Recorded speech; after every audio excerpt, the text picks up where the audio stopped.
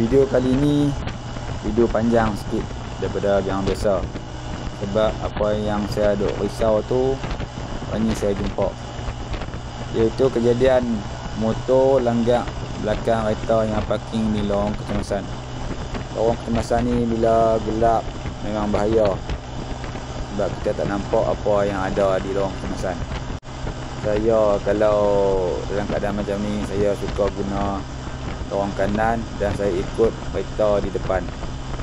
Kalau kelajuan kereta tu saya boleh ikut lah, jadi saya boleh elak guna lorong kecemasan. Ni saya jumpa satu kejadian, ada trailer parking, tapi okey lah sebab ronda lebuh raya dah sampai. Jadi dia boleh letak benda-benda apa-apa, papan tanda, kun apa semua, untuk habaq kat orang lain kata ada trailer parking dekat situ. Jadi kalau motor atau siapa yang guna lorong kecemasan tu, dia boleh nampak awal lah. Jadi dia boleh elak awal. Lorong kecemasan ni saya hanya akan guna bila keadaan trafik betul-betul sesak sampai jadi pelan sangat. Saat ada iklan bunga api. Lepas Bali ada 2 hari lagi. Mungkin tu persediaan awal untuk lepas Bali dah tu, bunga api tu. Saat kita alih daripada serta lorong kecemasan dengan serta lampu tinggi. Dalam video ni pun boleh perasan ada banyak biji kereta yang pasang lampu tinggi.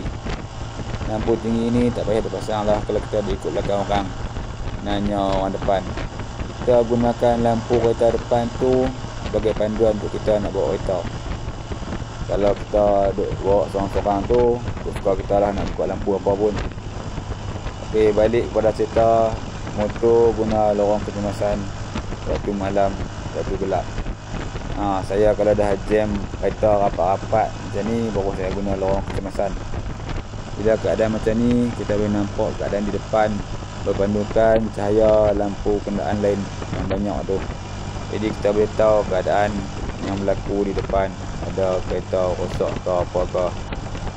Nak jadi cerita, malam ni saya jumpa apa yang saya tak mau jumpa. Ada kejadian motor langgar belakang kereta yang parking di lorong kecemasan. Kejadian ni bagi saya dah lama lah, sebab orang yang langgar tu pun saya tak nampak dah. Mungkin ambulans dah main ambil tadi. Mungkin masa tu pun apa semua tak ada lagi. Mungkin kereta tu tak pasang lampu signal kecemasan atau tak pasang lampu. Mungkin juga penunggang motor tu dia ralik. Ada banyak kemungkinan yang jadi bila ada motor langgar belakang kenderaan lainnya parking di lorong kecemasan. Kita yang bawa motor ni kena ingat dah, ada masa kita guna lorong kecemasan, ada masa kalau boleh kita elak. Sekian video yang panjang untuk kali ini. Semoga memberi manfaat kepada siapa yang menonton. Terima kasih kepada yang menonton sampai habis. Sekian.